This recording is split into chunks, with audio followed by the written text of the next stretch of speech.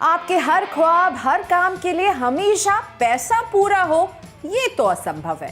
लेकिन हाँ, अगर गोल्स को आप ठीक से प्लान करें, उस हिसाब से बचत करें, पैसे को डूबने ना दें, तो ये संभव है।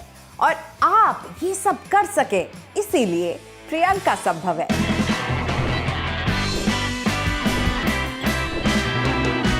तो बिना कार खरीदे ही कैसे बने कार के मालिक?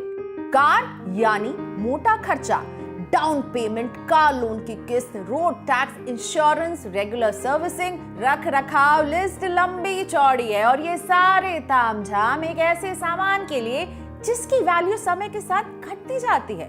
तो डिप्रिशिएट होने वाले इस सामान पर आप कितना खर्च करना चाहेंगे? वैसे कारों की गिरती सेल्स हमें बता रही है कि कार जैसे बिग टिकट एक्सपेंडिचर को इंडियन कंज्यूमर अभी होल्ड कर रहा है। इसलिए मोटे खर्चे का तोड़ अब कार कंपनियां ही लेकर आई हैं। कार आपकी, लेकिन उसकी सर्विसिंग से लेकर उसकी देखभाल पराई से मेरा मतलब ये नहीं है कि ये कोई कंपनी ओन्ड कार होगी या आपके पड़ोसी इसकी जिम्मेदारी उठाएंगे, बल्कि कार कंपनी उठाएगी ये सारी जिम्मेदारी। कार की रखरखाव से लेकर सर्विसिंग तक का आप कार कंपनियों से किराए पर ले सकते हैं ब्रांड न्यू कार, जिसे कहते हैं लीजिंग। तो क्या होती है कार लीजिंग?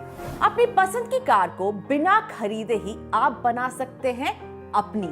कार आपकी रहेगी, लेकिन अपनी बनाने की जरूरत नहीं। कार को इस्तेमाल करने के लिए आपको मिलेगी पूरी आजादी। 24 घंटे 7 दिन कार आपके पास रहेगी, आपके पार्किंग में ही खड़ी रहेगी।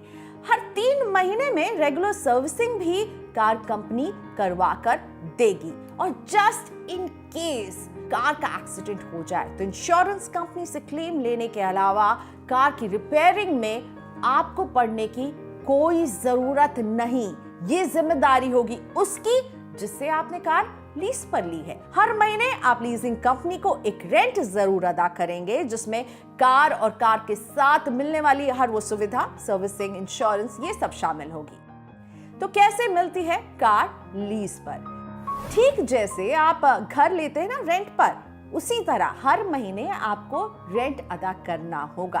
कार की एक मंथली लीज अमाउंट फिक्स की जाएगी। आप कार की कीमत नहीं, बल्कि उसे इस्तेमाल करने की कीमत अदा करेंगे कार कंपनी को। मंथली रेंट तय की जाएगी कार के मॉडल, माइलेज और लीजिंग कॉन्ट्रैक्ट के ड्यूरेशन पर। साथ ही में आप कितनी एडिशनल सर्विसेज के लिए कंपनी से टाई अप करते हैं। कार के साइज के मुताबिक 18,000 से 50,000 तक की मंथली लीज रेंटल पर कार आपको मिल जाएगी। आपको किसी भी तरह का डाउन पेमेंट नहीं करना होगा, लेकिन हाँ, एक सिक्योरिटी डिपॉजिट कंपनियां आपसे जरूर लेंगी। कार कंपनियां लीजिंग प्लान में किलोमीटर लिमिट डालती हैं, तो इसका ख्याल रखिए। अगर निर्धारित किलोमीटर से कार ज्यादा चलेगी तो उतनी एडिशनल पेमेंट आपको करनी पड़ेगी, और ये तब जब आपका लीजिंग कॉन्ट्रैक्ट खत्म हो रहा होगा, तब चेक किया जाएगा। अब समझते हैं कि कितना खर्चा आपकी जेब पर पड़ेगा।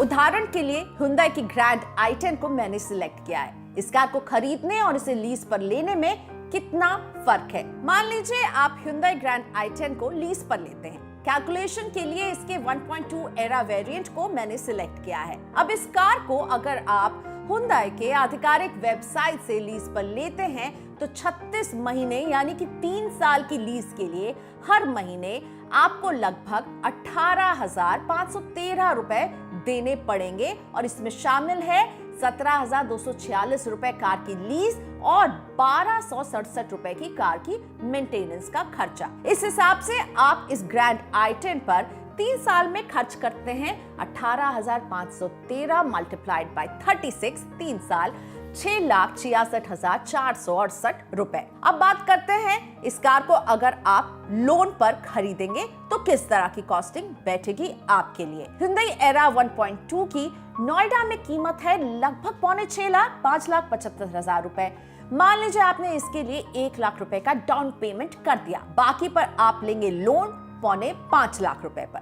औसत ब्याज 9.5% के लगाकर मासिक EMI आप पर बैठेगी 15,200 रुपए के आसपास। इस हिसाब से आप 3 साल में कुल मिलाकर 5,47,200 रुपए अदा करेंगे। ऐसे में डाउन पेमेंट जोड़कर कुल मिलाकर आपका खर्चा बैठेगा 6,47,200 रुपए, जो लीज की रकम से लगभग 20,000 रुपए कम है। लेकिन इस स्ट्रेट कैलकुलेशन के अलावा अपनी कार पर आप और भी खर्चे तो कर रहे होंगे। भूलिए मत, आपको कार की रख रखाव के लिए मेंटेनेंस कॉस्ट देना होगा।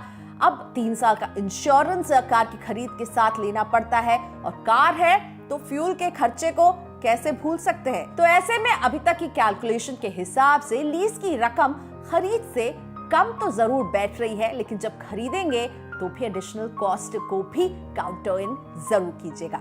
लेकिन एक और सबसे बड़ा अंतर लीज और खरीद में जो होता है वो है कार की मिल्कियत।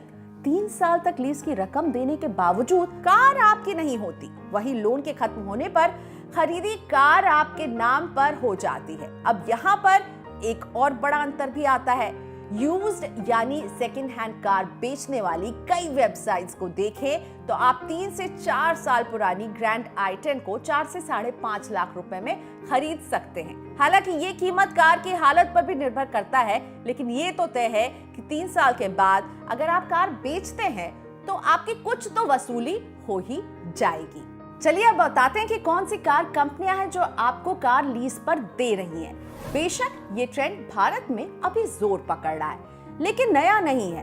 अभी तक निजी और सरकारी संस्थान अपने सीनियर मैनेजमेंट के लिए या ऑफिस के काम के लिए कॉर्पोरेट हायरिंग करते थे। कॉर्पोरेट लीजिंग भी इसे कहा जा सकता है। लेकिन अब हम और आप जैसे इंडिविजुअल यूजर्स भी हायर कर सकते हैं, लीज पर कार ले सकते हैं। कई कार रेंट कंपनियां सब्सक्रिप्शन मॉडल पर भी कार देती हैं, जिसमें छोटे समय के लिए आप कार रेंट पर लेते हैं और फिर वापस कर देते हैं। लेकिन लीजिंग इससे अलग है। लीजिंग में कंपनियां लंबे समय के लिए आपको कार रखने का मौका देती हैं, और लंबे समय से मेरा मतलब है 3 से 5 साल के लिए कार लीज पर मिलती है। Hyundai Santro ग्रैंड i10 से लेकर अपनी पॉपुलर एसयूवी क्रेटा को लीज पर दे रही है।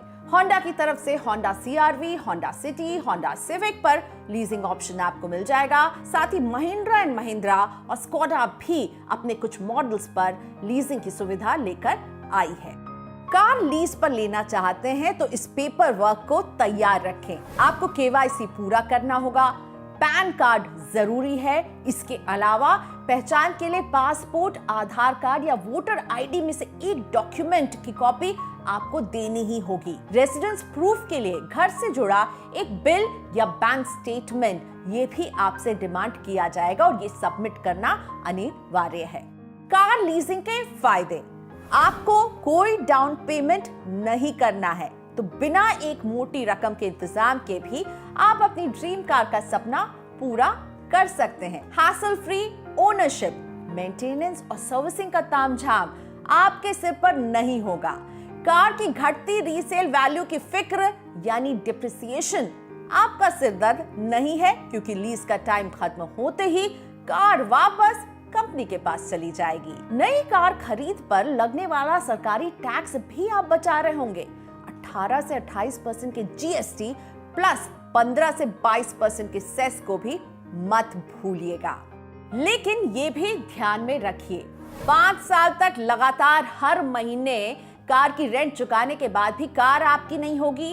कार लीज पर देने वाली कंपनी किलोमीटर की एक फिक्स्ड लिमिट तय रखती है, और जब आप कार को 5 साल बाद लौटाते हैं तो चेक किया जाएगा कि कहीं आपने किलोमीटर्स की इस लिमिट को क्रॉस तो नहीं किया है, और अगर क्रॉस किया है तो एक्स्ट्रा पेमेंट देने के लिए तैयार रहिए। कंपनियां कार को प्रोटेक्ट करने के लिए एक कॉम्प्रिहेंसिव इंश्योरेंस लेती है, इसलिए इंश्योरेंस लीज की कार में महंगा होता है। अपने पसंद के बदलाव आप कार में नहीं कर पाएंगे। जैसी कार मिलेगी वैसी ही आपको यूज करनी है। Modification is a big no. तो इन सब प्रोज एंड कॉन्स के बाद आप इस सवाल का जवाब बेहतर दे पाएंगे कि आपकी अगली कार जो है वो लीज पर आएगी या आप खरीदने वाले हैं। तो प्रैक्टिकलिटी और फ्लेक्सिबिलिटी के पैमाने पर दोनों ऑप्शन को टेस्ट करें। 5 साल तक कार से जुड़े खर्चे देने के बाद आप कार को अपना कहने की चाहत अगर रखते हैं तो कार खरीद लीजिए। कार लीजिंग आपके लिए नहीं है। लेकिन अगर आपकी नौकरी ऐसी है जहां हर 2-3 साल में आप शहर बदलते हैं, लोकेशन बदलते हैं, और आपके लिए कार का मतलब है पॉइंट A से पॉइंट B तक पहुंचना, तो कार लीजिंग आपके लिए बेहतर विकल्प हो सकता है। और साथ ही में अगर आपको ये भी शौक है कि गाड़ी को मॉडिफाई किया जाए अपनी तरह से, तब भी लीजिंग आपके लिए नहीं है। आपके लिए तब कार खरीदना ही बेहतर होगा। रोजाना की ड्राइव बहुत ज्यादा ना हो तो सस्ते और आसान रखरखाव के लिए लीज की कार लेना बेहतर विकल्प हो सकता है, खास तौर पर उन यंग मिलेनियल्स के लिए जो सुविधाएं तो चाहते हैं लेकिन लायबिलिटी नहीं। तो क्या सोचा है आपने? आप कार खरीदने वाले हैं या लीज पर लेंगे अपनी अगली कार? खैर, जो भी करें, अगर आपको मेरी इस वीडियो से मदद मिल रही है तो मेरे इस वीडियो को जरूर लाइक कीजिए, अपने कमेंट्स भी भेजिए। अगर आपके कुछ सवालों का जवाब हम नहीं दे पाए हैं तो वो देने की कोशिश करेंगे। क्विंट हिंदी को सब्सक्राइब कीजिए, हमारे बेल आइकॉन पर क्लिक कीजिए ताकि इस तरह के फायदे वाले बात वाले वीडियो आपसे कभी ना मिस हो। क्योंकि पैसा है तो संभव है, और पैसा बचाने के लिए आपको हमें देखना जरूरी है।